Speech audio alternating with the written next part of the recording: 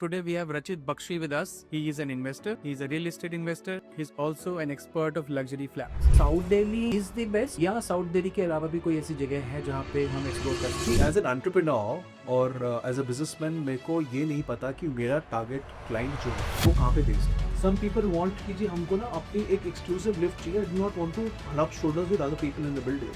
5 ऐसी चीजें कि एक बंदा क्यों लैंड ना ले और लग्जरी में जाए। Second is during construction liaison with the government authorities. Third is financing. अगर आप एक प्लॉट खरीदते हैं, फॉर एग्जांपल साउथ दिल्ली में आज एक 200 गज का प्लॉट ही डिस्को या फिर वो लोग जो बैंगलोर, हैदराबाद, चेन्नई इन जगहों पे काम कर रहे थे या स्टार्टअप फाउंडर्स थे, लोग काफी साउथ दिल्ली की तरफ श्रिंक हो गए। तो इसके पीछे का रीजन क्या है? It is because of share stability of neighbourhood. सारी कॉलोनीज अपने आप में स्टेबल है। माहौल अगर मैं 2026 में 5 करोड़ इन्वेस्ट कर रहा हूँ साउथ दिल्ली में एक फ्लैट में, तो आने वाले 5 साल में आपके एजम्पशंस क्या है कि ये 5 CR कितना तक पहुँच सकता है? You enter the right stage, आप 5-5.25 करोड़ में इन्वेस्ट कीजिए। मैं उसको आपको 2 साल के अंदर में 6 करोड़ की वैल्यूएशन दिखा दूँ।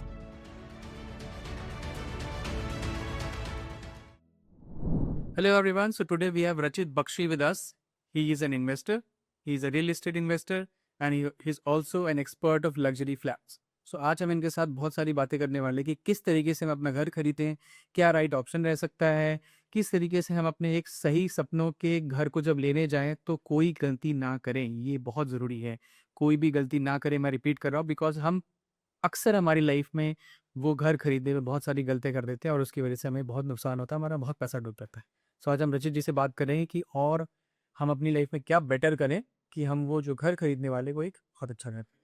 सो आज हम रचित जी से बहुत सारी बातें करने वाले हैं कि हम अपना घर कैसे खरीदें। सो लेट्स इनवाइट रचित जी फॉर दिस अमेजिंग टॉक। और आज हम देखेंगे कि हम अपनी लाइफ को कैसे और बेटर बनाएं एक सही जगह पे रह के। सो रचित जी, अगर हम बात करें कि घर या सपनों का घर या महल या ड्रीम्स, बहुत सारे अलग अलग नाम से हम इस इंडस्ट्री को देखते हैं, समझते हैं, सुनते हैं।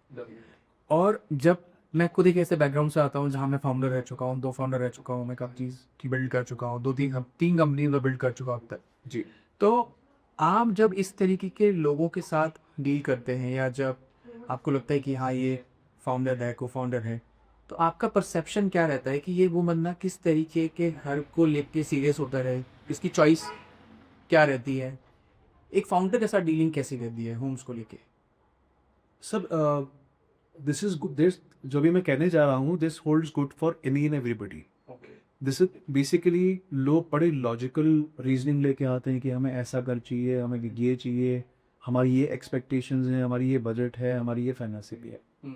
But when they start looking at homes and when their family comes into the picture, it becomes like an emotional disorder. Okay, Truth. तो there is no set parameter कि किसको किसके इमोशन उसको क्या सूट कर रहा है। इट इज़ कि उसकी फैमिली को क्या सूट कर रहा है, उसकी फैमिली को क्या अच्छा लगे। बट ये फाउंडरली डिसीजन मेकिंग को कैसे रोक करता है? क्योंकि at the end of the day founder अपना माइंडसेट या अपनी इमोशनल इंटेलिजेंस भी तो उसमें लगाता है। देखो फैमिली ऑब्वियसली मेरा फैमिली के डिसीजन पे तो कुछ नहीं हो सकता, लेकिन एक फाउंडर का माइंडसेट इससे कैसे समझ आता है? बेसिकली फाउंडर्स का एक टिपिकल रिक्वायरमेंट रहती है is connectivity, okay, peaceful neighbourhood, safety and security. Because for a lot of founders as well as UHNIs, what I've seen is कि real estate acquisition या अपना घर का acquisition is a way of showing to the world and their fears that they've reached there in life. मतलब कुछ ना कुछ आप अचीव कर चुके हैं अपनी लाइफ के। So from a practical decision कई बारी लोगों के लिए इट बिकम्स लाइक अ फ्लैम्बॉयंस का डिसीजन उसका। जैसे कि हम अगर एक गाड़ी चलनी है और 4 पहिए ही चाहिए, तो why would a person buy a Celerio, not a BMW? But people prefer to buy a BMW because of style, comfort, extravagance, and to showcase to the world कि भाई मैं पहुंच चुका हूँ, I'm picture something in that. देखिए पहले के ज़माने में होता था कि रियल एस्टेट में बंदा इन्वेस्ट करता था, पूरी ज़िंदगी मेहनत करता था, ये 50-55 साल के बाद अपनी पूरी वो जो पूंजी वो जोड़ता था उसको इन्वेस्ट करके ही कर लेता था जी। ये एक पहले की स्ट्रैटेजी होती थी। बट आजकल कहीं ना कहीं प्रॉपर्टी खरीदना या घर खरीदना एक इन्वेस्टमेंट जी बन चुका है जी। तो क्या हमारे पास ऐसे लोग ज़्यादा आते हैं जो इन्वेस्टमेंट पर्सपेक्टिव से सोचते हैं, या फिर वही वाले कि अभी भी आ रहे हैं कि मतलब हम अपनी पूंजी जोड़ रहे हैं और एक टाइम पे घर खरीद लिया बस हमारा हो गया? 60-65 साल निकल गए, बस काम कर। जी देखिए जैसे जैसे लोग अपनी जिंदगी के अंदर में जल्दी रिटायर करना चाहते हैं, वैसे ही with this world of social media where people are showing off everything and anything and everything in the world, लोग अपने फाइनेंशियल सिक्योरिटी, अपने रेजिडेंस की सिक्योरिटी को बहुत ज़्यादा इंपॉर्टेंस देने लगे। एक टाइम था when people were India was a saving economy, कि हम सेव करते जा रहे हैं अपनी सारी जिंदगी, अपनी पूंजी में से कुछ ना कुछ छोड़ रहे हैं, अलग से एफडी बनाया हुआ है, एक आरडी खोली हुई बैंक के अंदर में जिसमें कॉन्स्टेंटली पैसा इन्वेस्ट होता जा रहा है। एंड जब हम लोग रिटायरमेंट की एज में जा रहे थे तब हम प्रॉपर्टी खरीदे। This was the case at palm time. But अब बैंक लोन्स बहुत अच्छे से अवेलेबल है, लोगों की एस्पिरेशन बहुत बड़ी है, and what I see is people want to start buying property as early as possible. जैसे मैंने अपना फर्स्ट घर या रियल एस्टेट इन्वेस्टमेंट किया था when I was 35 years of age, okay, and उसमें appreciation I saw better real estate. So इसको मैं एक्चुअली अपने कई रील्स में और वीडियोस में लोगों को कहता था I want to grow with you. लोग जनरली क्या करते हैं, obviously everybody is not born with a silver scoop.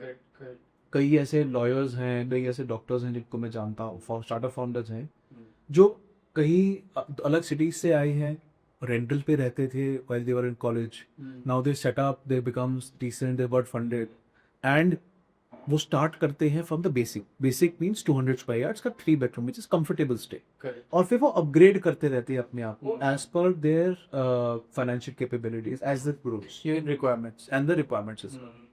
सो जैसे जैसे रिक्वायरमेंट बढ़ती जाएगी और एस्पिरेशन बढ़ती जाएगी, वैसे वैसे इंसान आज की डेट में अपग्रेड करता है। गॉन आर द डेज की इंसान अपनी जिंदगी की लास्ट पे अपने पैसे को एंजॉय करता है। आज की जनरेशन, आज के जो यंग एंटरप्रेन्योर्स हैं वो ये चाहते हैं अपना पैसा मैं अभी इधर कर।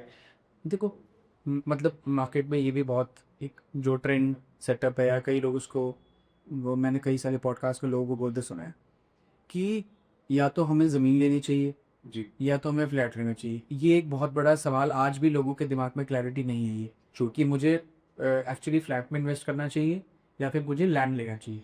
इवन दिल्ली जैसे एरिया में तो लैंड काफ़ी मुश्किल ही है लेना, इसके लोग ज़्यादातर लग्जूरियस प्रॉपर्टीज़ और इस तरीके की तरफ जाते हैं।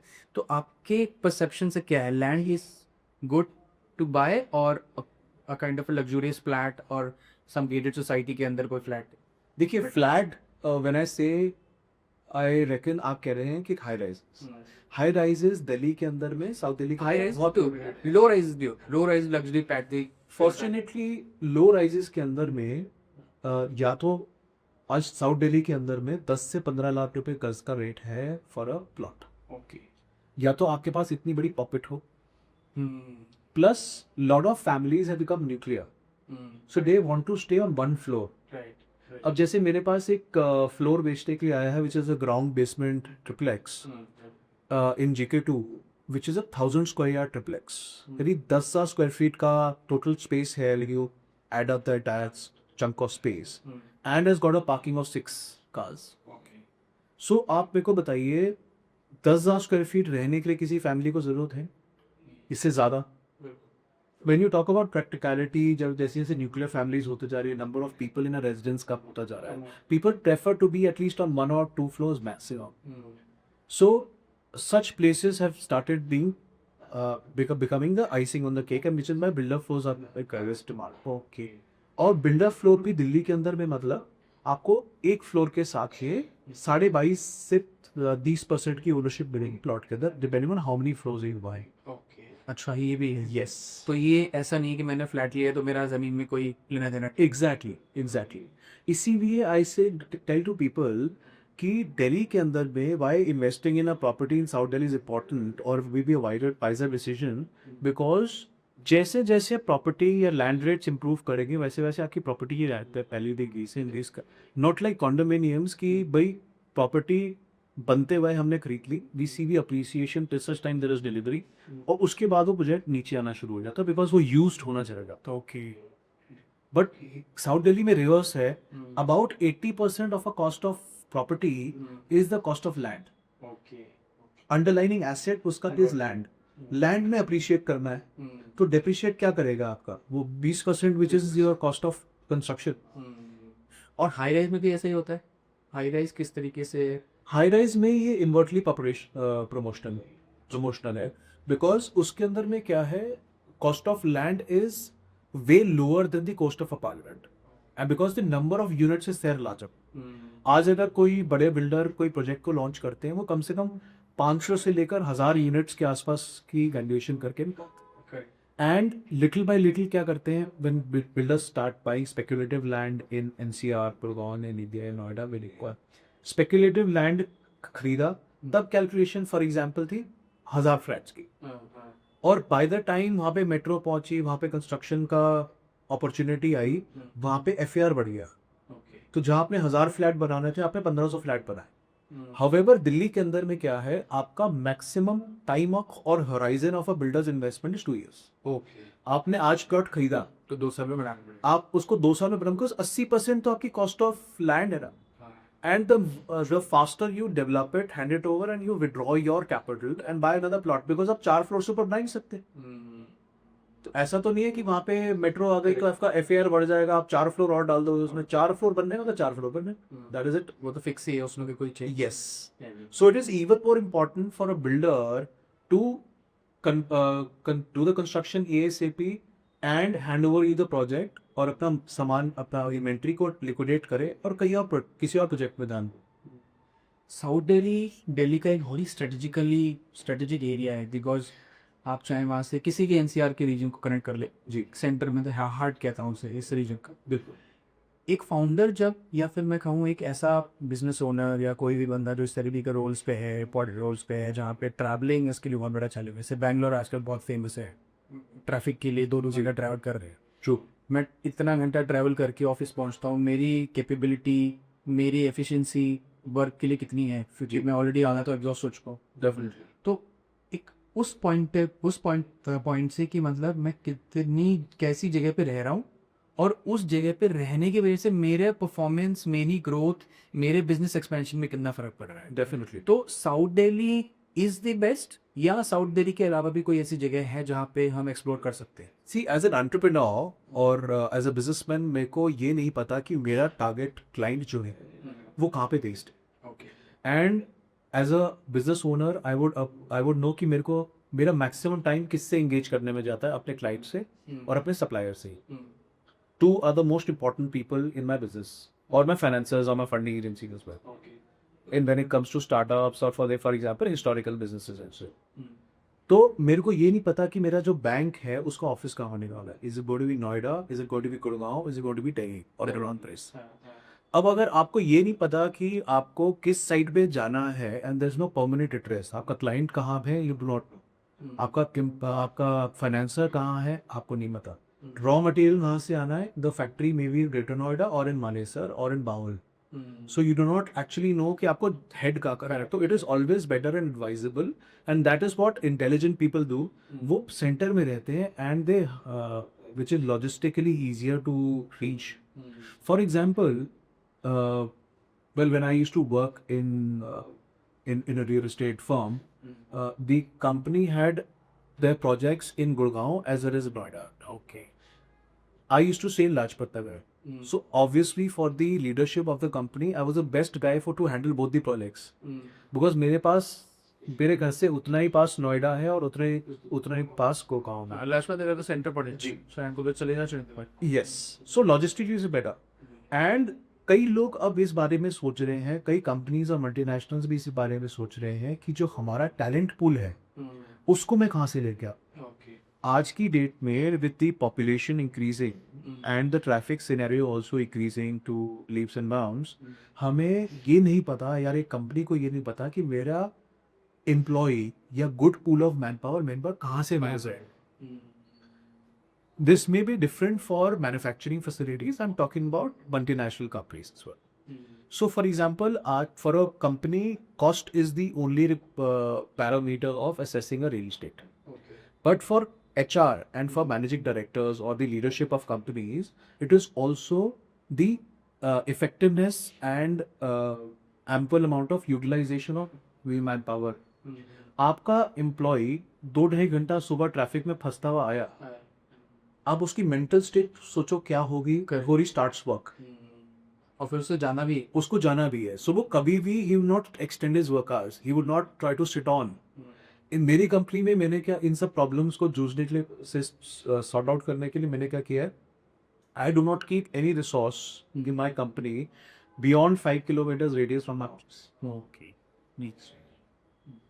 Because my business is such that I may need to go to Gurgaon today, I may need to go to Noida. My guys, then they come to my office, they should be fresh and they should be able to work. ऐसा नहीं कि before coming वो पहले नीचे 2 cigarette पिएगा, सामने जाके चाय पिएगा, उसके बाद ये नीचे फ्लो. तो देखिए एक चीज़ और भी है कि जो हम मांग करते हैं कि कुछ फाउंडर्स मतलब ऐसा कुछ लोग मांगते हैं कि कुछ फाउंडर्स घर खाली हवाबाजी के लिए खरीदते हैं. जी. ये काफ़ी फेमस या फिर मार्केट में काफ़ी चलता है सर कि यार बड़ी लग्जरी में एक फ्लैट होना चाहिए. कहीं ना कहीं फाउंडर जब एक कंपनी की स्थापना करता है, फाउंडेशन रखता है, दैट टाइम ही स्टार्टेड थिंकिंग कि मेरा घर होगा, एक बढ़िया गाड़ी होगी. तो what kind of founders you are dealing with? Are they coming in context to do havabazi by buying a flat, or they're actually coming with a perception or having a mindset that I am investing in money, I'll be getting this much ROI, और just कि मिल गया ही बढ़िया लोगों को दिखाने के लिए. तो अच्छा ही है. सी मैं कई बारी लोगों ज़्यादा को बस- कहता हूँ, I understand what you mean. मैं कई बारी क्लाइंट्स को भी कहता हूँ, चाहे वो फाउंडर है चाहे किसी भी तरीके का क्लाइंट है, तो वो कहते हैं जी रचे जी हमने आज फ्लैट खरीद लिया, केक कब पड़ेगा जाके. So to we should ask ourselves one question, जिस एसेट को या एसेट क्लास को मैं अपने सेल्फ ऑक्यूपेशन के लिए यूज़ कर रहा हूँ, आप उसको एक इन्वेस्टमेंट कैसे ट्रीट करोगे या क्यों ट्रीट करोगे. But definitely there is going to be appreciation in times to come. 5 से 7 साल में अप्रिसिएशन होती है. और ऐसे लोगों को मैं ये सजेस्ट करता हूँ कि आप बुकिंग में प्रॉपर्टी खरीदिए, because that time the builder is not invested as much money. उसने सिर्फ 30-40-50% प्लॉट के अंदर में अपना प्लेजिंग किया होता है fund, and he is got still about 50% cost of the project still vacant, जो उसने इन्वेस्ट करनी है. आप उस टाइम पे अगर एंसर करते हैं, you get a very sweet deal, because builder का इंटरेस्ट कॉस्ट बच गया. उसका फंड जो 50% और प्रोजेक्ट में लग रहा था, वो फंड नहीं और लग सकता है. और इस केस पे आपको जिस तरीके का फ्लैम्बॉयंस, जिस तरीके की यूटिलिटी आपको अपने घर के अंदर डेवलप करनी है, for example you can get the best floor at that time. आपको ground basement, top floor with terrace उस टाइम पे मिल जाता है एट अ बुकिंग स्टेज.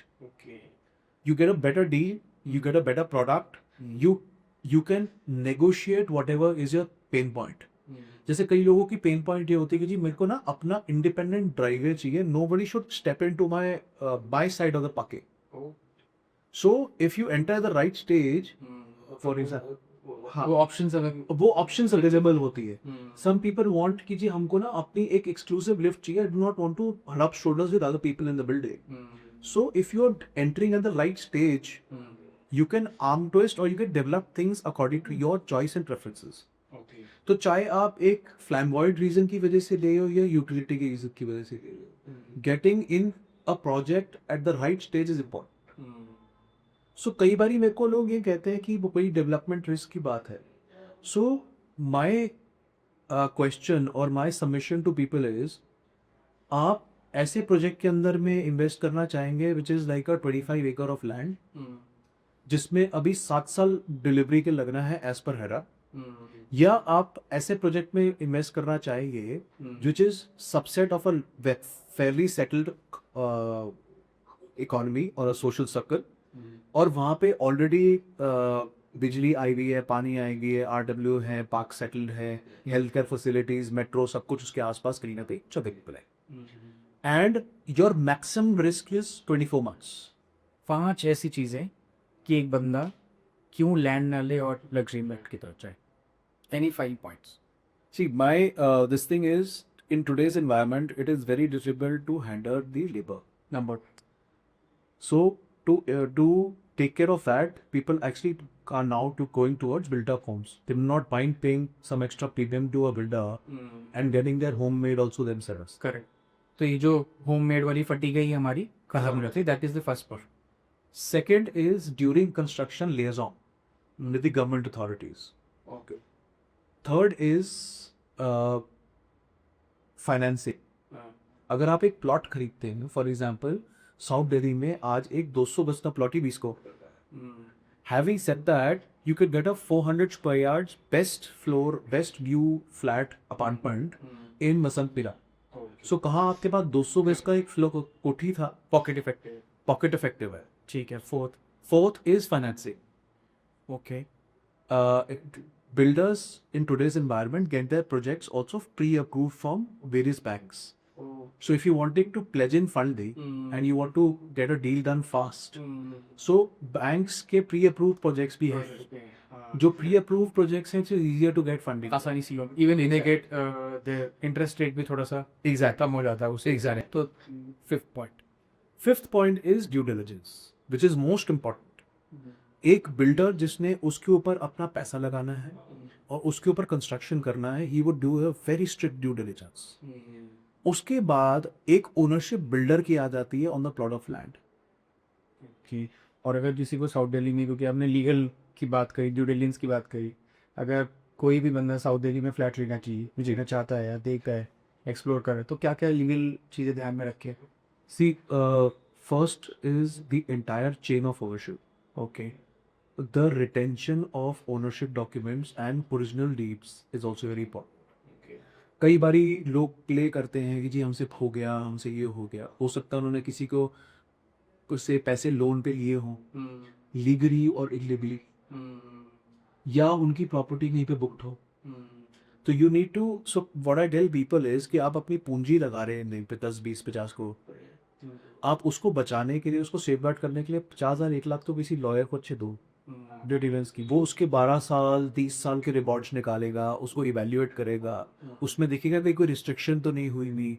अगर कोई पुरानी बिल्टअप बिल्डिंग है तो उसके अंदर कोई इलीगल पार्ट तो नहीं है जिसकी वजह से कल को लोन में प्रॉब्लम आएगी।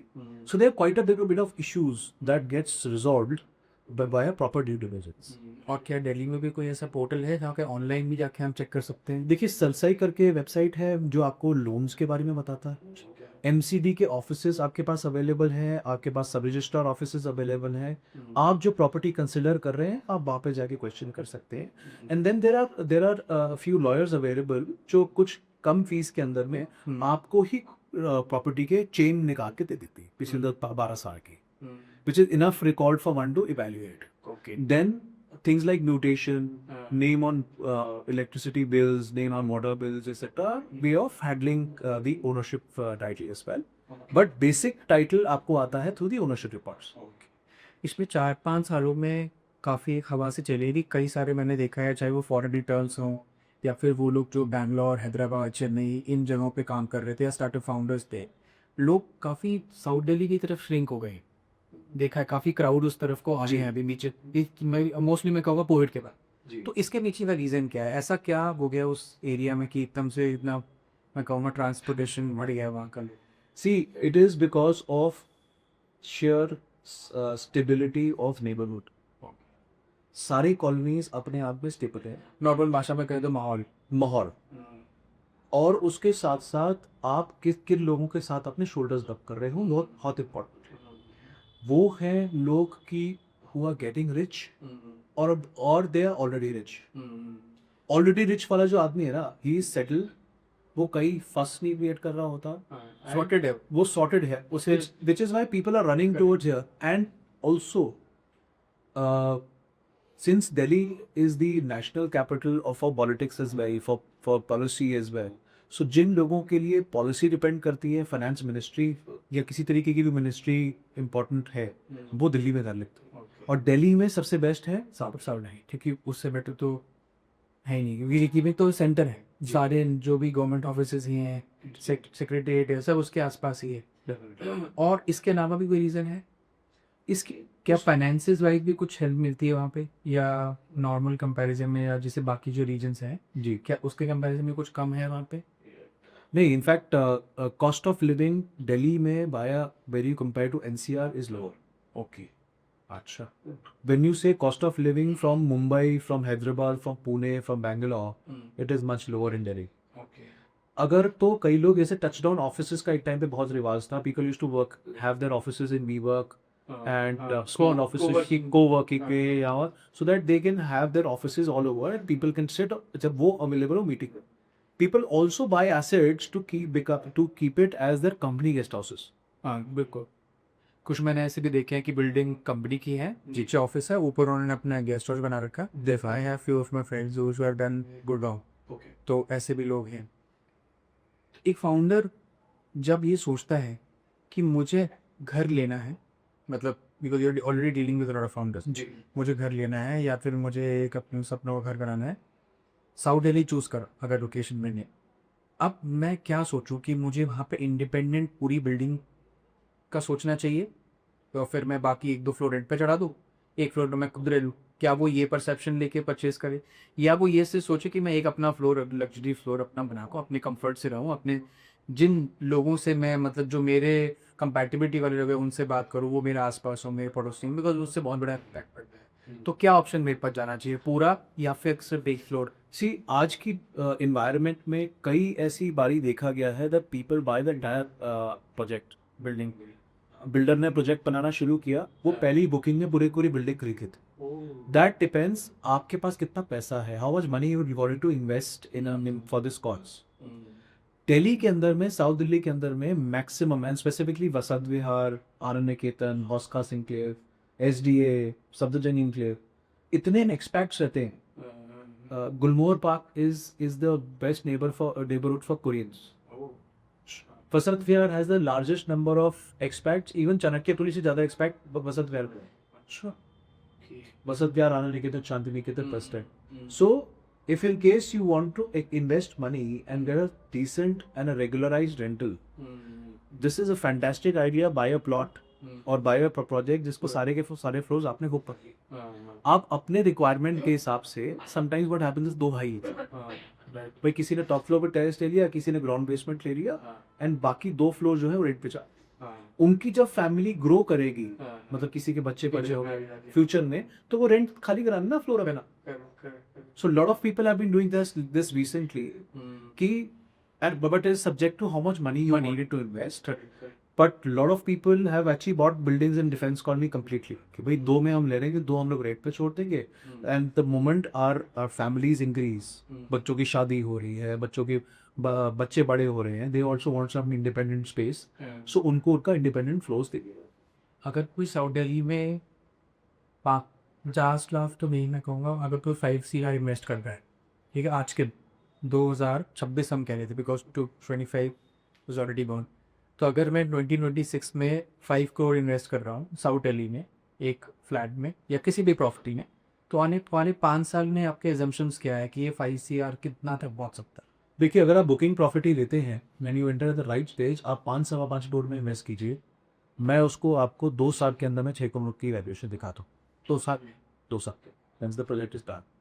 Once the project is done, yes. अभी आप कह रहे हो कि इनिशियल स्टेज में अगर इनिशियल स्टेज में invest, that like I said earlier, आपको अगर appreciation is the thing that you really looking for, you should enter the right stage. And अगर आप इन्वेस्ट आज कर रहे हैं, you not using the property, and आप सोचते हैं कि भाई 5 साल के अंदर obviously there'll be the property increases by 10 to 12% every year all across the board. South Delhi में ऐसा तो डर नहीं है कि नीचे भी जा सकता है, बिकॉज कुछ मार्केट्स में ये है रहता है कि आज के टाइम से कुछ लोग जहाँ बोलते पे हैं कि सुपरफिशियल सेल हो रही है ना, जहाँ पे बहुत ज्यादा इन्वेस्टर बाइंग हो रही है, वहाँ पे ये है. बिकॉज व्हाट हैपेंस इज कई पार्ट्स ऑफ नोएडा और गुड़गांव में देखा गया स्पेक्युलेटिव बाइंग करी लोगों ने कि जी हमने इनिशियल 25-30% इन्वेस्ट कर दिया, and during the construction phase there will be appreciation. But what happens is sometimes there are so many launches coming in कि अप्रिसिएशन का मौका ही नहीं मिलता, बिकॉज दूसरे लोग ऑलरेडी इन्वेस्ट हो जाते हैं नए प्रोजेक्ट्स के अंदर. So people generally then have to wait right till the end. उनके कैश फ्लोज के ऊपर में काफी स्टक अप हो जाता है, काफी लोड आ जाता है कैश फ्लोज के अंदर. For example, somebody has bought a 7 crore house, given a down payment of let's say 2.5 crores. ये सोचते हुए कि भाई अगले 5 साल में प्रोजेक्ट ने बनना है, अगले 5 साल तक मैंने कुछ देना नहीं. बट जब तक वो आपका 2.5 करोड़ रुपए इन्वेस्टेड है, बिल्डर ने प्रोजेक्ट को जल्दी खत्म कर दी. अच्छा ऐसा भी हो रहा है कि बिल्डर जल्दी खत्म, बिकॉज बिल्डर के लिए इम्पोर्टेंट है कि वो बाकी पैसा नहीं लगा बाकी पैसे में. करेक्ट. और वो एक प्रोजेक्ट से फ्री होगा तो एग्जैक्टली दूसरे प्रोजेक्ट एग्जैक्टली कर पाएगा। और दूसरे कंपटीशन भी जो उस बिल्डर के हैं वो भी कुछ ना कुछ लॉन्च करते जाएगी। फॉर एग्जांपल किसी ने 17,000 स्क्वायर फीट पे कुछ निकाला, उसके बाद दूसरा बिल्डर कहता है उसने 17,000 पे उसका और सोल्ड रखता है ना 18,000 ट्राई कर, तो let me try and achieve that price. Third developer might want to do it at 19,500। और जो बेसिक इन्वेस्टर्स थे या मेन यूजर्स थे मार्केट में, उनकी कैश फ्लोज तो अलग अलग प्रोजेक्ट्स के अंदर फंस गई थे। ओके। सो पीपल जो ये सोच रहे थे कि भाई मैं 7 करोड़ रुपए की जगह 2.5 करोड़ इन्वेस्ट करके मैं अप्रिसिएशन लेके 2.5 करोड़ रुपए के ऊपर मैं प्रीमियम कमा के मैं निकल जाऊंगा, I do not need to spend that entire 7.5 crore, वो फंसा। सही। सो जैसे ही बिल्डर की डिलीवरी आई, you have to liquidate. So sometimes it happens कि लोगों को होल्डिंग पावर नहीं है, वही स्पेक्यूलेटिव बाइंग कर ली। मेरे पास 2.5-3 करोड़ रुपए का एक्सेस था ऑफ फंड, हमने 2.5 करोड़ रुपए लगा दिया, हमें 7 करोड़ रुपए के लिए क्या करूं? सो उस टाइम पे लोग कहते हैं कि भाई नो प्रीमियम पे दे दो या लॉस पे ही दे दो, चलो ठीक है थोड़ा बहुत बचा हो तो एटलीस्ट अपना कैपिटल तो रिप्रिजर्व कर पाना हो कि किसी का लोन नहीं अप्रूव हो रहा, या बहुत ज़्यादा स्पेकुलेशन, ऑलरेडी उनकी बैलेंस शीट बहुत ज़्यादा स्ट्रेस्ड है। साउथ इंडिया में फॉर्चुनेटली क्या होता है कि आपका जो स्प्लिट ऑफ पेमेंट है that is staggered not over 5 years, it is staggered over 2 years। अच्छा। और जो इन्वेस्टर्स एंटर करते हैं प्रोजेक्ट के अंदर, because it is just 2 years of gap और 18 months of gap construction time, उसके अंदर में people tend to invest like about 80%, 70% right at a stage go. आपने बुकिंग कराया 10% देके आप उसमें 60-70% पेमेंट कर देते हो, ताकि बिल्डर के का इंटरेस्ट कॉस्ट का बेनिफिट आप उठा। ठीक है।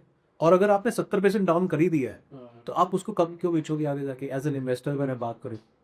ये क्योंकि होता क्या है ना, कुछ लोग मैंने सुना है मार्केट में ऐसा बोलते हैं कि जिस जगह पे रेट बहुत हाई हो गए वहाँ पे इन्वेस्ट मत करो, क्योंकि वहाँ ऑलरेडी हाई बढ़ चुका है, अब तुम्हें कुछ मिलने हुए हैं।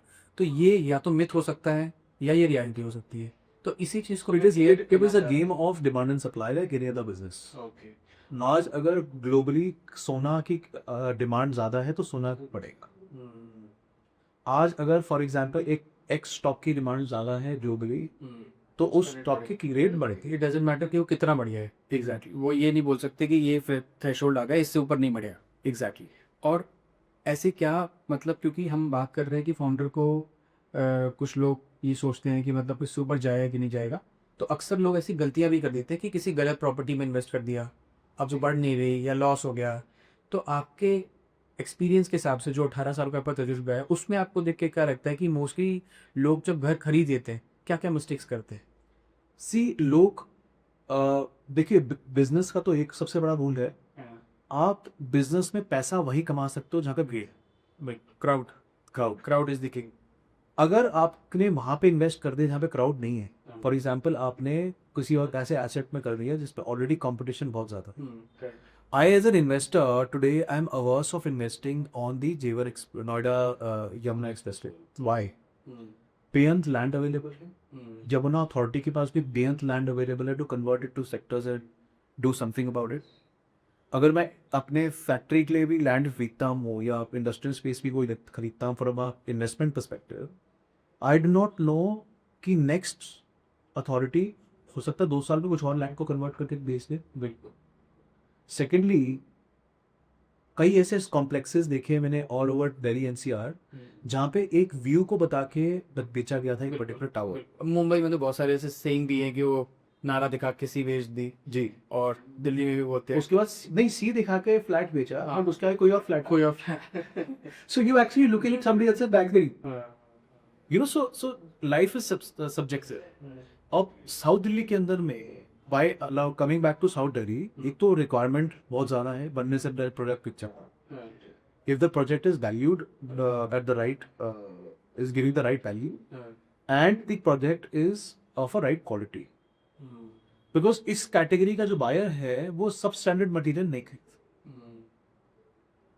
Okay. So people, if the project is valued right and it is good quality, अब ऐसा तो नहीं है कि MCD का कोई पार्क कन्वर्ट होके वहाँ पे हाई राइज आ जाए या हॉस्पिटल आ जाए, ऐसा में पॉसिबल नहीं पॉसिबल। ऑलरेडी दिल्ली के मास्टर प्लान में ये चिन्हित किया हुआ है कि these are the colleagues, this is the infrastructure there, यहाँ से नाला जाना है, यहाँ पर ये सब यहाँ पे यहाँ पे कमर्शियल मार्केट आने हैं, या यहाँ पे हॉस्पिटल्स बनने। ऐसा नहीं है तो you will be surprised over the next 10 years की मौसी क्या ग्रीन जोन बिल्डिंग एग्जैक्ट।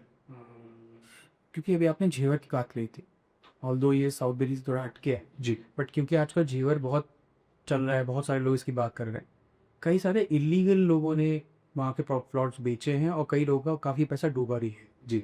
तो ऐसा क्यों हो रहा है और ऐसे कैसे बचे, दोनों चीज़ों वजह से जाननी है। अगेन देखिए, अनफॉर्चुनेटली लोग टिकट साइज छोटा देख के ना कहते हैं कि मैं इन्वेस्ट कर देता हूँ। सिमिलर थिंग हैपेंड इन धुलेरा, अभी जो काफी बड़ा स्कैम हुआ था 2,500 करोड़ का scam. Similar thing happened in हेड़ा। एक तो there is nothing in the world which is too good to be true. आप जब तक इसको एक्सेप्ट कर लोगे, आप अपने पैसे को बचा रहे हो। अगर कोई चीज is has got intelligence, some appreciation possibility is got intelligence, वो डेफिनेटली बाय। हो सकता है 1 साल में नहीं बढ़े, 2 साल में बढ़ जाए, बट बढ़ेगी जरूरी। इफ यू टॉकिंग अबाउट ज़ेडा, लोगों ने अप्रूवल्स ही नहीं देखे।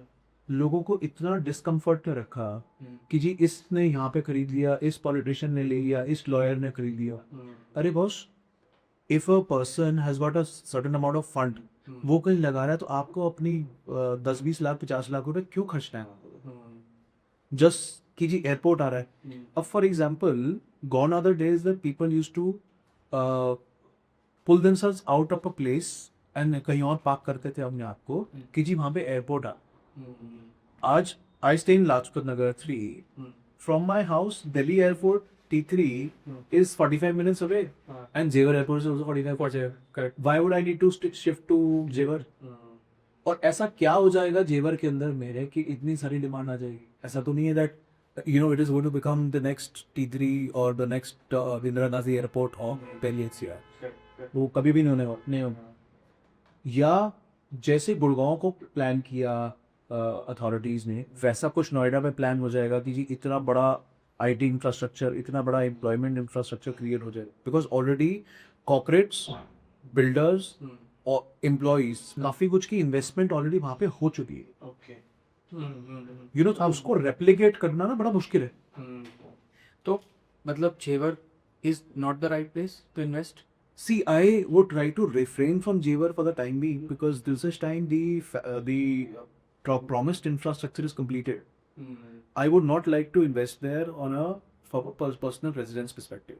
हाँ, speculative buying कुछ कर ली, but again there is a risk. Noida authority की कुछ अलॉटमेंट आ गई, ठीक है, but at that allotment at what cost? आप 2 किलोमीटर और जाओगे, आपको 6 महीने बाद 2 नई अलॉटमेंट आ रही।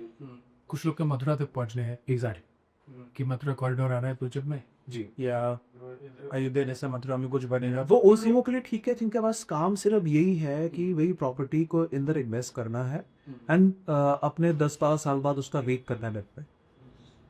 और क्या इस लाइन में या इस इंडस्ट्री में ऐसे लोग भी हैं जो फाउंडर है, पैसा है इसके पास, तो कुछ भी बेच दिया, ज़्यादा ध्यान नहीं दे रहा है, तो फ्रॉड भी हो गया उसके साथ, कई बार हो जाती है।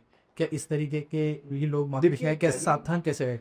सावधान रहने का सबसे ड्यू डिलिजेंस आपने बताया जी। उसके अलावा दूसरा, put your mind to it. Unfortunately, like I said, कि people get too emotional. अब जैसे फॉर एग्जांपल कुछ कई लोगों ने दुलेरा में इन्वेस्ट किया, उस पर्टिकुलर एसेट के अंदर में जो कि वो था, इलीगल था। तो आपने लीगली भी चेक नहीं किया और इमोशंस में चाहिए कि 25-30 लाख की जो इन्वेस्टमेंट है, चलो बढ़ जाएगा, उसमें मेरे को 25-30 लाख रुपए का 500 का जमीन मिल रही है। ठीक है। ऐसा दूसरे कई बारी लोग ये कहते हैं कि जी हम ना अलवर जाके 500 गज का फार्म हाउस ले रहे हैं। 500 गज का फार्म हाउस का यूटिलिटी क्या है? What can you make over it? आप कितनी घास उगा रहे हो उसको, और how much organic farming can you do? Negligible. आपका हर भी रिक्वायरमेंट पूरी नहीं होगी। करेक्ट। और अगर कोई फाउंडर ये पूछे आपसे आके, मैं अगर आपसे पूछूं जिनकी वही किस तरीके का लेना चाहिए, तो आप क्या? घर which solves all your requirements, not your problems, but all your family's requirements, and which is approachable from all angles to your family. अगर जैसे आपके पेरेंट्स साथ में रहते हैं तो उनके लिए हेल्थ केयर फैसिलिटीज पास भी है कि वो अपने इंडिपेंडेंटली उन चीज़ों को एक्सेस कर पाए, because you as a founder are going to be busy, you going to be travelling, आपके फैमिली, आपके बच्चे स्कूल जा पा रहे हैं which is nearby to the home, आपकी वाइफ अपने वर्क प्लेस पे जा पा रही है या अपने सोशल इकोनॉमिक स्पेसेस में जा पा रही है, like malls etcetera etcetera, as per हर requirement without possibility of your intervention. और खुद से करेक्ट, खुद से या ड्राइवर के साथ तो बढ़ेगा, बट आपकी, बिकॉज एज अ फाउंडर या आज की डेट में बिजनेस ओनर्स जो हैं उनकी सबसे बड़ी प्रॉब्लम होती है पॉसिटिव ऑफ टाइम। बिल्कुल, family life, then professional life, very pressure, घर पे आओ, कब चलोगे, वो एक बहुत बड़ा एक प्रेशर बनता है। हर घर की प्रॉब्लम। करेक्ट। सो अगर आप ऐसी जगह पे घर ले गए हो जहाँ से कि एक पेरेंट्स के लिए हॉस्पिटल ही 5 किलोमीटर दूर है, स्कूल भी पास में है, स्कूल भी पास में, कम्युनिटी सेंटर हो गए या फिर मॉल्स हो गए, शॉपिंग कॉम्प्लेक्स हो गए, सब near. this remind me of a very funny incident. One of my very dear friends used to stay in Pampur Shankler GK1. Okay, 250 गज के फ्लोर में रहता था। He was leading a very good life here. But then he thought that वो उद्योग विहार गुड़गांव में काम करता था। Okay, And from GK to उद्योग विहार was about 1 hour 15 minutes 20 minutes per hour. उसने घर ले ढूंढना शुरू किया करो। Okay, The kind of house that he wanted, similar to South Delhi, park facing, sir उसको मिला सोना रोड में जाके। नहीं उतना ही पड़ गया। सोना रोड पे खरीदी है उसने, अप्रिसिएशन मिल गई उसको, बट फ्रॉम सोना रोड टुडे व्हेन गुड़गांव की पॉपुलेशन भी इंक्रीज हो गई है, टू कम टू उद्योग विहार चले 45-50 मिनट्स। उतने लग वही दैट्स व्हाट आई सेड कि वो भी उतना ही पड़ गया। Exactly. या तो वो वहीं आसपास ही कुछ देखता, बट वो एम्बियंस नहीं मिलेगा जो उसे एग्जैक्टली दिल्ली में मिल रहा था। तो it's a wise, very very wise decision, and it is always better to consult an expert of the area. देखो हम साउथ दिल्ली की बात कर रहे हैं, जो before we bind up I want you to select और tell the viewers the places जो दिल्ली में साउथ दिल्ली में फॉल करती है। ये कई सारे लोगों का अभी भी कन्फ्यूजन है कि कौन कौन से एरियाज हैं जो साउथ दिल्ली में फॉल करते हैं। मैं सबको लिस्ट ना करके मैं आपको फ्यू हॉटस्पॉट्स बताता हूँ जो which are the best and the highest in demand. ठीक है, स्टार्टअप बीइंग वसंत विहार, ठीक है, उसके बाद अब मंशी पार्क, हौस खास, गुलमोहर पार्क, नीति बाग, आनंद Lok, GK1, GK2, Lajpat Nagar 3 okay, and Safdarjung enclave, south ex, ये Hauz Khas. These are the few areas which इनके आसपास आर द राइट कॉलोनीज जहाँ पे सबसे ज्यादा एक्शन हो रहा है। अब कई ऐसे लोग हैं जो who started buying homes in New Friends Colony. दो वो आश्रम के थोड़ा सा उस तरफ था तो it was not too much in demand, but अब जैसे जैसे मार्केट प्राइसेस बढ़ रहे हैं एंड न्यू फ्रेंड्स कॉलोनी में भी देखा जाए कि कई colonies are very very peaceful and people who want to who have their investments or factories or offices towards either towards Bhuvan cooperative area, Jasola, Ukla, or for that matter Noida, Great Noida as well. वो New Friends Colony, East West Manani Bagh side में West Midpur।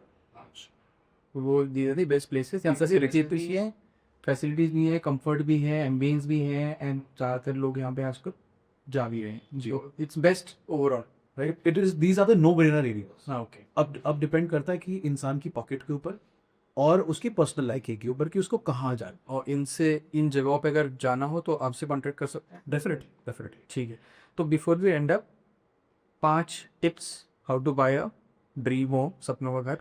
5 tips. Well 5 tips are contact Rachit Bakshi, contact Rachit Bakshi, contact Rachit Bakshi, contact Rachit Bakshi, contact। So Rachit Bakshi is one stop solution. आप 5 tips मांगो, 10 tips मांगो, आई would से जो भी हमारी पिछले 1 घंटे में हमने जो बात करी है, I really like the way he is seeing homes, and I am sure he is not just selling the home, he is selling dreams, I would say, and just not selling, he is helping you out guys to actually choose the right thing without any risk और without wasting a money, because ये decision हम life में शायद एक ही बार लेते हैं, 2-3 बार भी ले लेते हैं, बट हाँ अमूमन एवरेज जो लोग हैं वो शायद एक ही बार लेते हैं। पर बहुत इंपॉर्टेंट है कि हम वो एक डिसीजन लाइफ में गलत ना लें, और हम वो गलत डिसीजन नहीं लेना चाहते तो आप रचित जी से जरूर कॉन्टैक्ट करिए। थैंक यू सो मच रचित, thank you for it very so much, बहुत मज़ा आया आपसे बात कर। प्लेजर।